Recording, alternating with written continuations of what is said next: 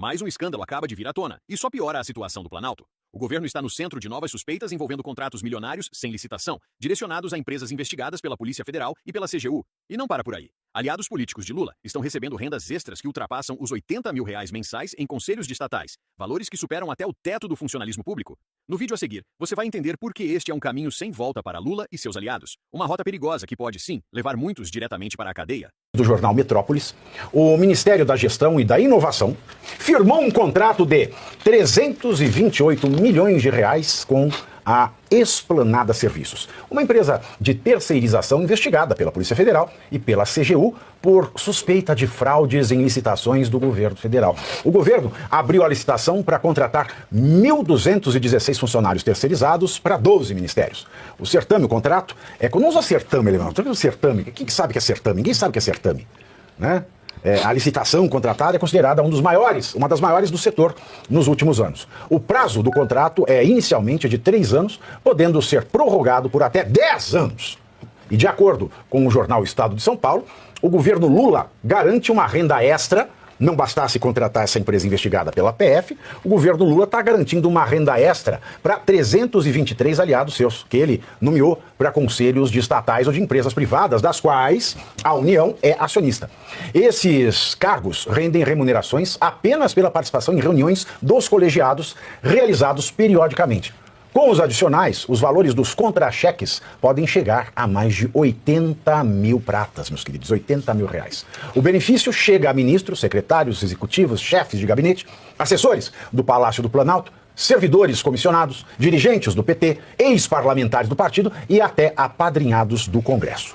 E o aposentado continua no saleiro entupido. Por isso que eu defendo a privatização de todas as estatais, que já começaria reduzindo esse volume de cargos. Agora, é claro, o governo é acionista, por exemplo, da Vale, ele indica pessoas para a Vale. Ele é acionista da Eletrobras, ele indica pessoas para a Eletrobras, e assim por diante. O ideal é que o governo não fosse acionista de nada. O governo tem que ser empresário.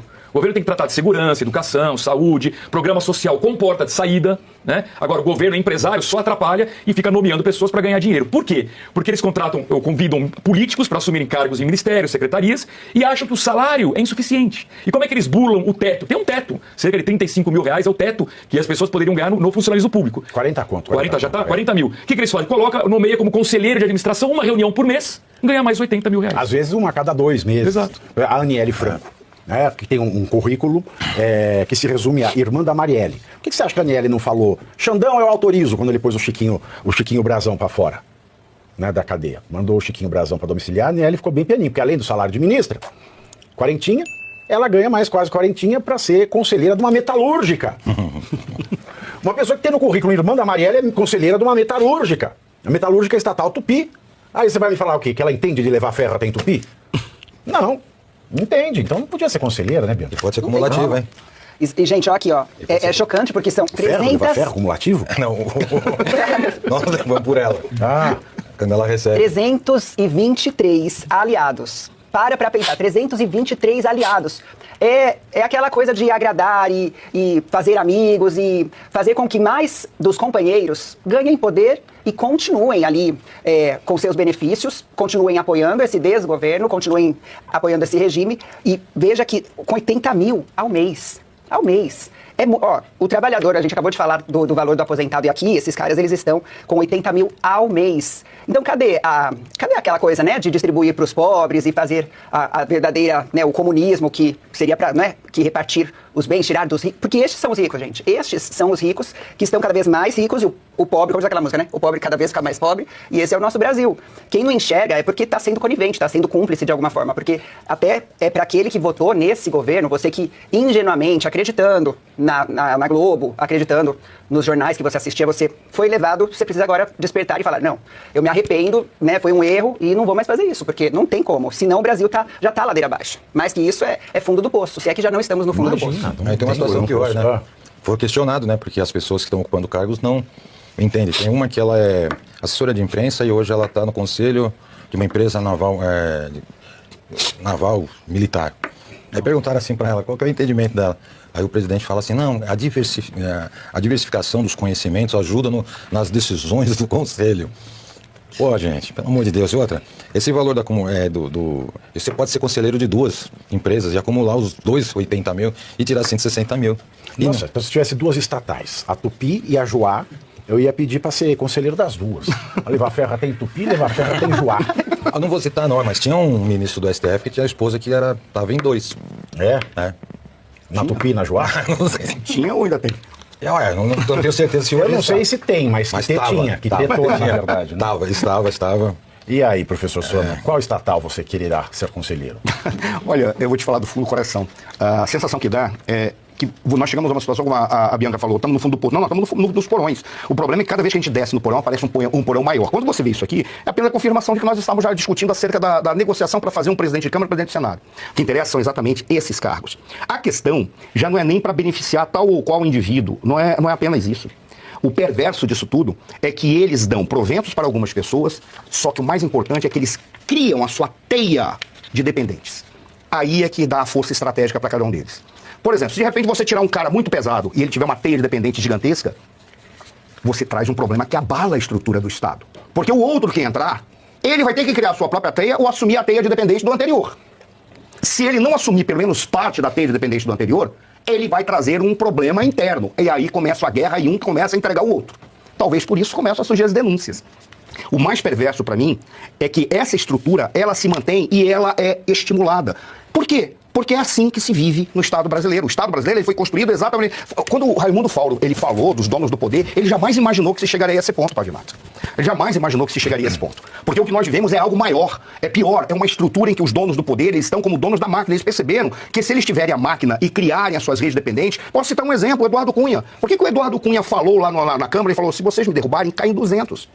Não é porque ele estava ameaçando. É porque ele sabia da teia que estava envolvida. Ele falou assim, quando vocês me retirarem daqui, algo vai chegar e vai desestruturar com aqueles outros que estão envolvidos na teia que eu criei. E, infelizmente, a gente vive uma realidade de aranhas que ficam cada uma criando a sua teia. O problema é saber o momento em que elas tentam se sobrepor.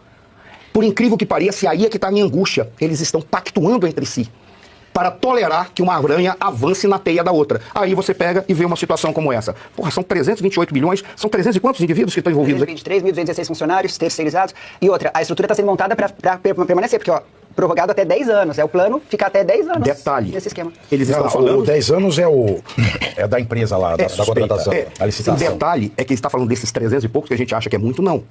Esses 300 e poucos são articuladores de pelo menos mais 4, 5 cada um. Assessores. E aí vai. Certa vez o professor, eu já encerro, o professor Percival Pugino, a gente estava conversando, estava participando de um debate, e ele falou, o grande problema é que essa árvore do Brasil, ela não tem mais caule, ela não tem mais madeira, ela só tem cupins. E a gente não sabe quando que essa árvore vai desabar. Talvez aquilo que o Christian Lobauer falou quando ele esteve aqui conosco, o problema é que não desaba, porque a gente olha para a árvore pensando a economia formal. A economia formal corresponde a 50% da economia brasileira.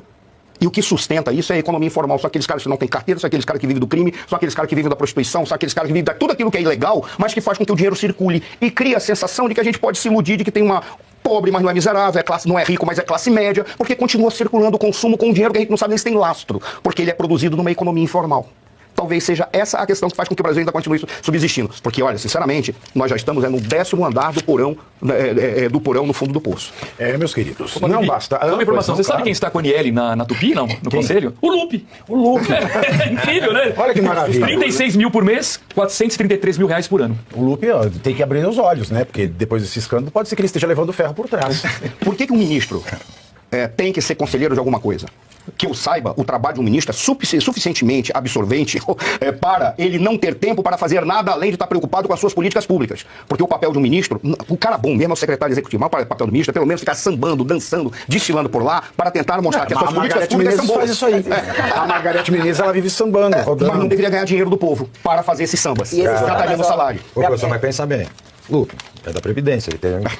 Ele tá lá querendo aprender como dar ferro no aposentado. Eles estão colocando assim. Gente. Ó, estão pondo, né? São 80 mil extra, até 80 mil, na verdade, passando de 80 mil. Não é que é só o teto é 80, chegando a mais do que 80 mil. Pra quê?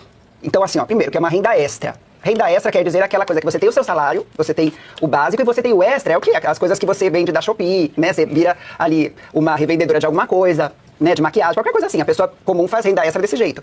Eles não, a renda extra deles é garantida só por quê? Por participar de reuniões. Não, agora você imagina, a pessoa que é secretária do gabinete ganha 5 mil por mês, é conselheira, ganha 40. Aí depende, tem conselheiro que paga mais, tem conselheiro que paga menos. E desde que seja de esquerda, né, também. Não, óbvio, você quer o quê? Ou do Centrão. Na Vale é 110 mil reais. Sabe o que nos entristece, cara? Mais me entristece? Aí a gente consegue retirar essa galera. Assume o governo. Aí o que nós vamos fazer? Austeridade, vamos acabar com essa palhaçada, fazer com que o teto de salários realmente seja respeitado. Aí a gente faz tudo isso.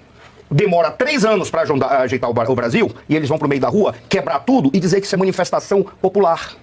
Isso é o direito de manifestação que está preservado na Constituição. Aí eles pegam, destroem tudo aquilo que foi feito, voltam para o poder para fazer a mesma coisa depois da gente ter lavado, pelo menos no mínimo, com água e sabão, as estruturas do poder. Aí depois eles voltam. É isso que cria a sensação de agora, impotência. a próxima pauta a gente vai trazer, porque o senhor não precisa se preocupar mais com essa angústia, viu? Agora o senhor não precisa se preocupar que vai vir a direita, arrumar, vir a esquerda, porque agora não tem mais. Acabou. Acabou, não tem mais isso. Agora o STF entendeu que ele manda na máquina. Ele manda em quem manda na máquina, ele manda em absolutamente